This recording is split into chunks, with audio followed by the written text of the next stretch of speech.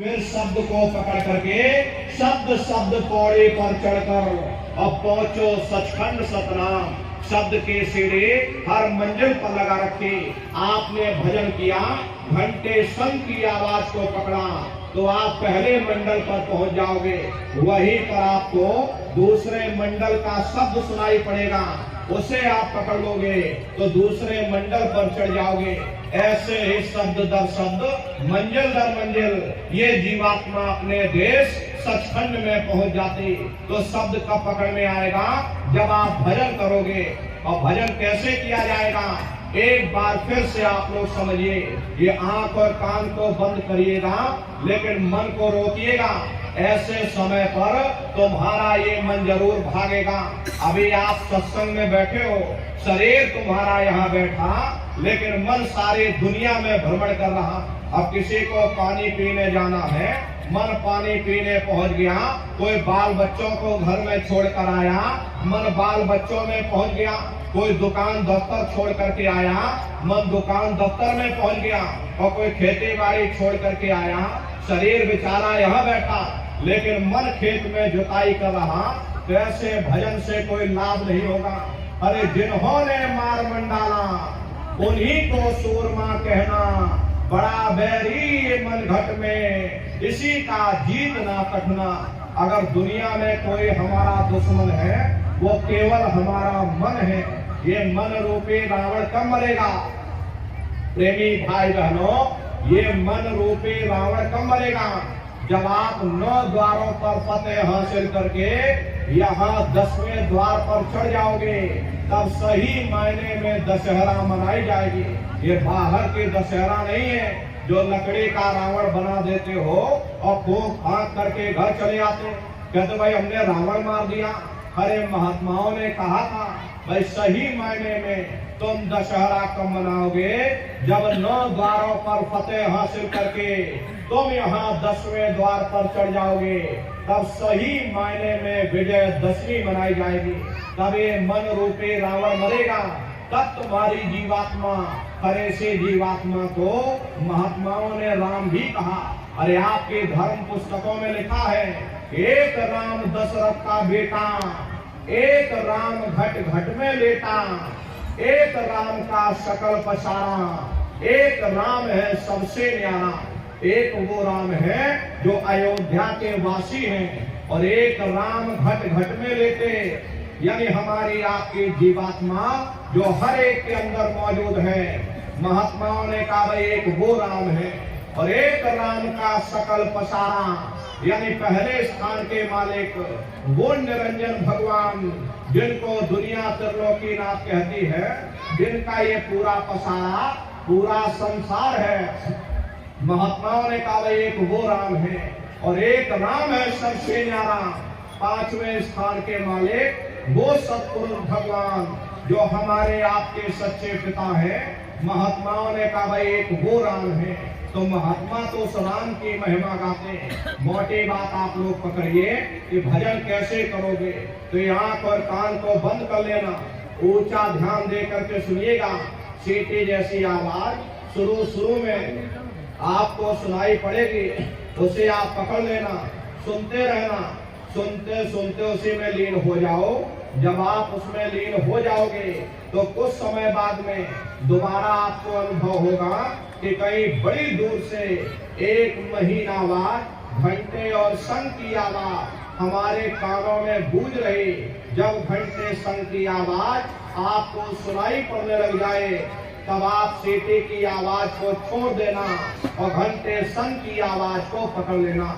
एक बार प्रेमी भाई बहनों, आप उस आवाज को पकड़ लो, फिर वो आवाज आपको नहीं छोड़ेगी, खींच करके शरीर से बाहर कर देगी। तो रोज आना, रोज जाना, रोज ब्रह्मांडों की सैर करना, रोज देवी देवताओं के दर्शन करना, रोज राम के दर्शन करना, रोज कृष्ण के दर्शन करना, और घूम करके फिर अपने शरीर रूपी घोंसले में वापस चले आना। ये सुमरन, ध्यान और भजन, ये 3 क्रियाएं आपको बताई गई। रास्ता बिल्कुल सच्चा है, आप करोगे आपको अनुभव होगा, दिखाई भी देगा और सुनाई भी पड़ेगा। लेकिन इतना ध्यान रखिएगा प्रेमी भाई बहनों, जो भी दिखाई सुनाई पड़े अपने अंदर हजम करिएगा।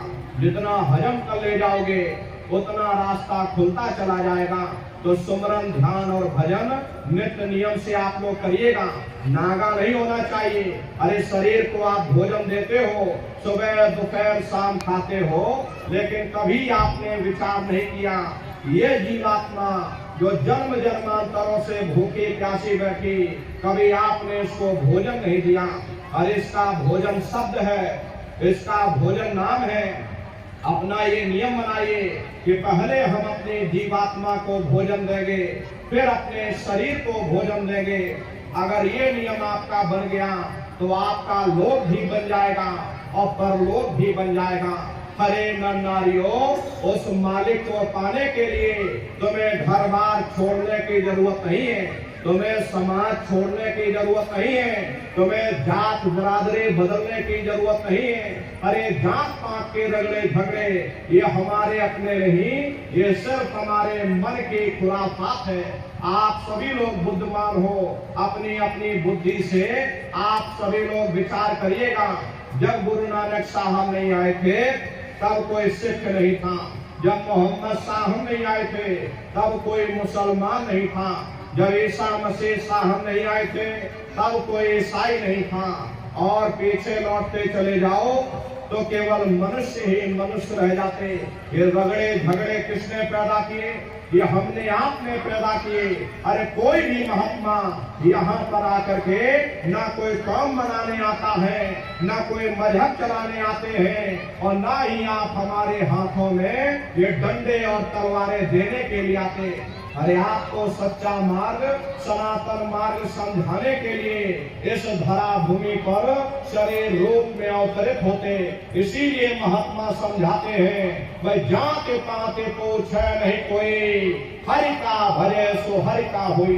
लोग यहाँ लेकिन नारियों, जब तुम्हारी ये जीवात्मा इस मनुष्य रूपी चोले को छोड़ करके ऊपर धर्मराज की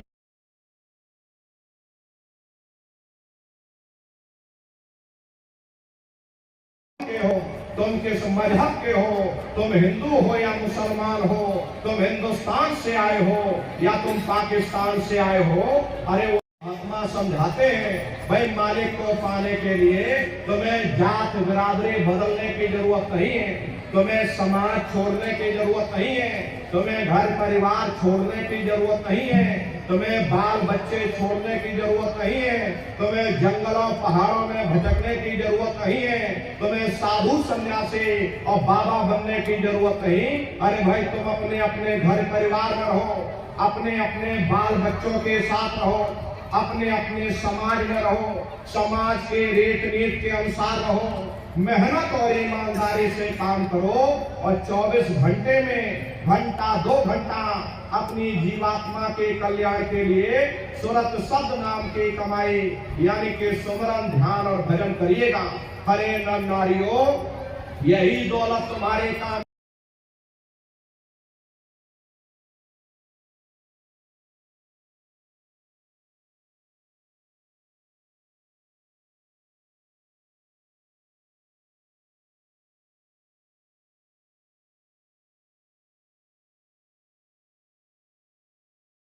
दौलत कमा लो जो अंत समय में तुम्हारे काम आवे, वरना ये समय तुम्हारा निकलता चला जा रहा।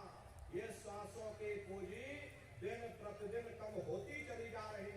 हम लोग कहते हैं कि भाई हमारी उम्र बढ़ रही, अरे आपकी उम्र बढ़ नहीं रही, आपकी उम्र दिन प्रतिदिन घटती चली जा रही। ये चंद सांसों की पूंजी जो लेकर के आप यहाँ बैठे हो, ये दिन प्रतिदिन कम होती चली जा रही।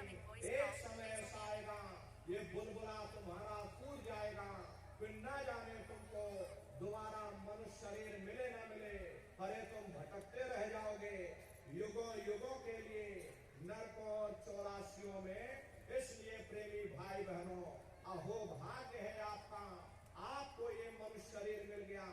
इस मनुष्य रूपी मंदिर में बैठ करके वो आत्मधन कमा लो, वो रूहानी खजाना कमा लो, जिससे तुम्हारे जीवात्मा का कल्याण हो जाए। तो सुमरन, ध्यान और भजन नित्य नियम से आप लोग करिएगा और सभी लोग शाकाहारी रहना, क्योंकि हमारे गुरु महाराज ने शाकाहार पर विशेष जोर दिया। गुरु महाराज हमारे कहते थे, बच्चे बच्चियों तुम लोग शाकाहारी रहना, शाकाहार का प्रचार करते रहना, इसी से देश और दुनिया में भारी परिवर्तन होगा। अरे नर नारियों, परिवर्तन कोई कानून बनाने से नहीं होता, परिवर्तन कोई आंदोलन करने से नहीं होता, परिवर्तन कोई तोड़ फोड़ करने से नहीं होता। परिवर्तन तब होता है जब लोगों के विचार बदलते हैं, लोगों की भावनाएं बदलती हैं। विचार जब बदलेंगे जब लोगों का खान पान शुद्ध होगा। देसी कहावत है, जैसा खाए अन्न वैसा होए मन। जब इंसान पशुव्रती भोजन करेगा उसकी बुद्धि स्वतः ही पशुओं जैसे हो जाएगी, सोच विचार उसका चिंतन स्वतः ही पशुओं जैसा हो जाएगा। फिर जिस शराब के नशे में माँ बहन बेटे की पहचान खत्म हो जाए, उस शराब को पी करके यह कैसे पता चलेगा कि क्या अच्छा और क्या बुरा है। यही कारण है कि आज घर समाज में ये दुनिया भर के अत्याचार और दुनिया भर के व्यभिचार फैले हुए। अरे हम लोग मंदिर बनवाते हैं, उन मंदिरों में नहा धो करके जाते, कहते भाई परमात्मा के रहने की जगह है, हमको नहा धो करके जाना चाहिए, फूल अगरबत्ती ले जाना चाहिए। कोई उन मंदिरों में कूड़ा कचरा नहीं डालता। अगर कूड़ा कचरा डालोगे तो आपस में लाठियां चल जाएंगी। फिर ये जो हरि मंदिर है, ये पंच भौतिक शरीर जिसे महात्माओं ने हरि मंदिर कहा, अरे इसमें तुम हार मांस के लोथड़े डालते हो, इसमें तुम शराब के कपड़े डालते हो, अपने बनाए हुए ईट गारे के मंदिर की कद्र करोगे और परमात्मा के बनाए हुए इस हरि मंदिर को तुमने जीते जी कब्रिस्तान बना दिया तो सख्त सजा मिलेगी। अरे महात्माओं ने लिखा है कि तिल भर मच्छी खाए के और कोटि गौ दान और काशी करवट जामरे निश्चय नर्क निदान। यदि तिल भरी मच्छी खा करके फिर चाहे कोटान कोट गौओं का दान करो और काशी में जा करके मत्था रगड़ते रगड़ते अपनी पूरी जिंदगी वहां पर गुजार दो, फिर भी तुमको तुम्हारे गुनाहों की सजा मिलेगी, कोई बच नहीं सकता। क्योंकि कर्म भूमि है, यहाँ तुम जैसा कर्म करोगे वैसा ही फल तुमको मिलेगा। देखिए इस कर्म भूमि पर कृष्ण भगवान तक नहीं बच पाए। उस समय बाली को छिप करके बाण मारा, वही बाली कृष्ण अवतार में बहेलिया बन करके आ गया। कृष्ण भगवान के पैरों में पदम चमकता था, हिरण की आंख समझ करके और बहेलिये ने निशाना मार दिया।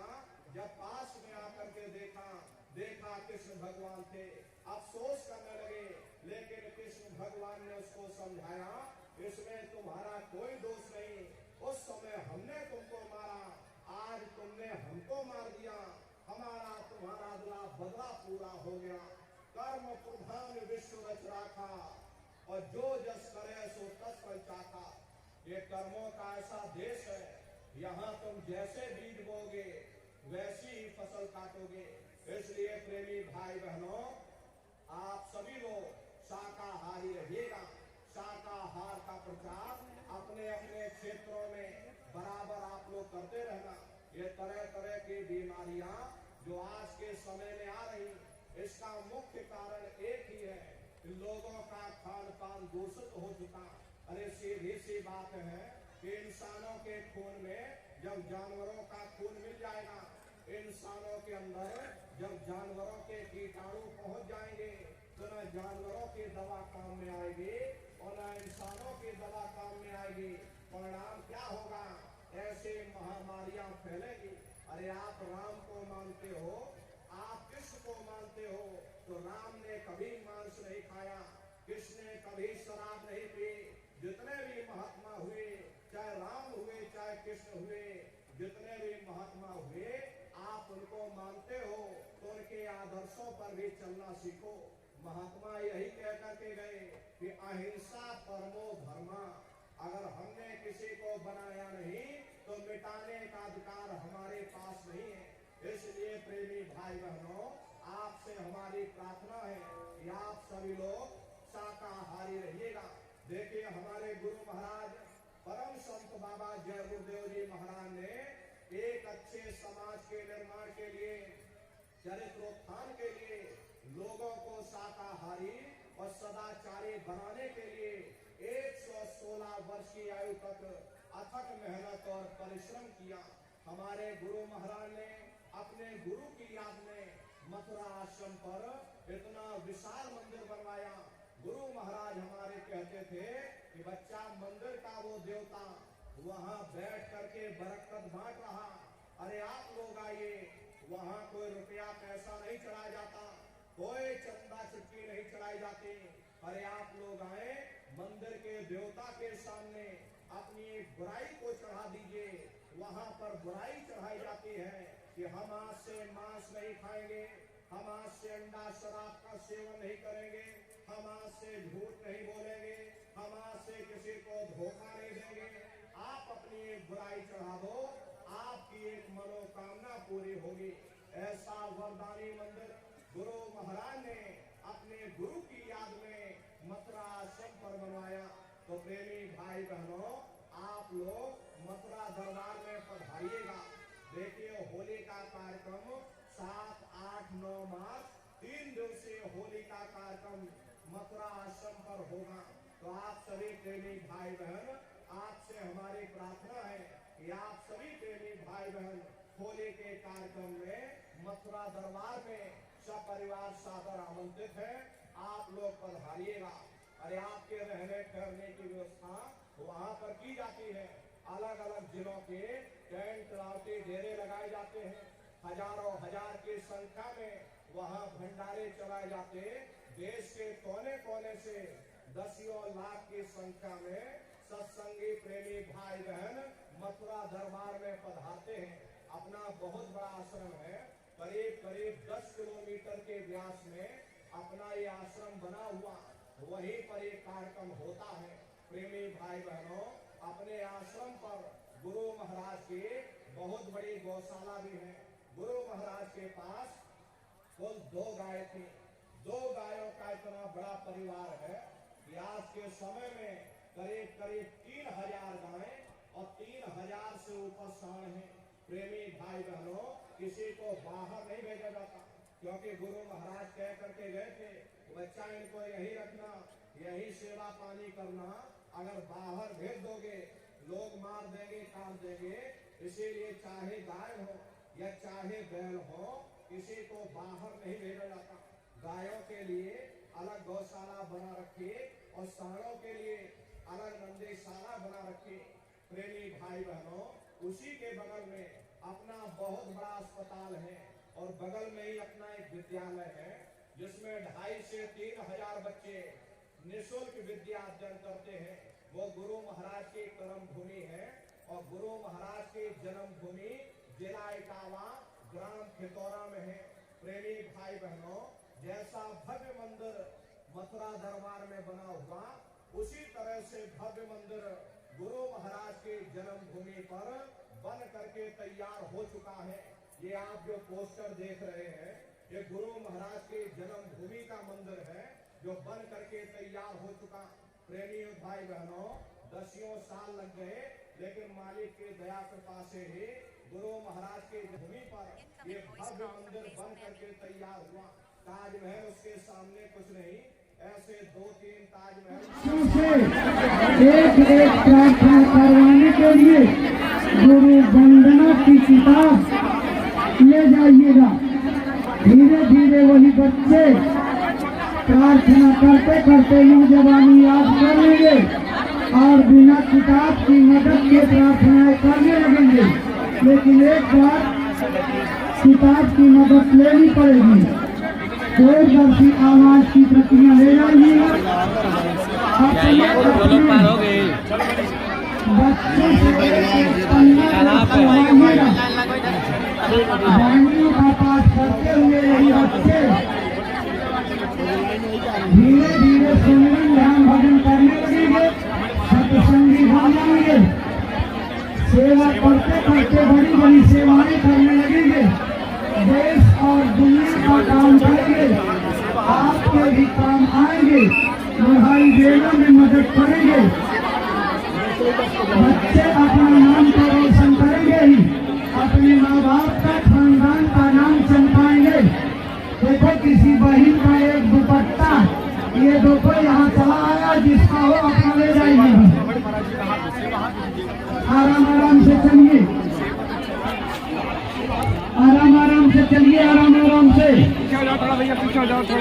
महाराज जी के आगे आने पर अपने हाथ को ऊंचा उठा करके आगे बढ़ा दीजिए। जल्दबाजी मत करो बहनों, किसी की पीठ पर हाथ लगा करके धक्का मत दो।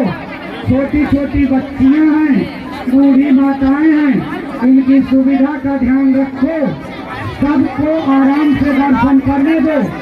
यहाँ कोई पराया नहीं है, सब अपने लोग हैं। सबकी सुविधा का ध्यान रखो। आगे के लोग दर्शन करके निकल जाएंगे तो पीछे जगह आपको जब खाली हो जाएगी तो आगे बढ़ जाइएगा। किसी को धक्का दोगे तो तकलीफ हो जाएगी। गुरु महाराज की तरफ पादुका का मंदिर गांधी तरफ है, प्रणाम दंडक करके आशीर्वाद लीजिएगा। मंदिर का प्रसाद अपने घरों को ले जाइएगा, संकट की घड़ियों में काम आएगा। प्रसाद ले जा करके इलायची दाना, बतासा, चीनी या मिश्री मिला करके बढ़ा लीजिएगा। संकट की घड़ी जब आवे, बुलाने पर कोई मदद न करे तो उस समय जय गुरुदेव भगवान का नाम बोल करके प्रसाद का इस्तेमाल करोगे तो आशा तीत सफलता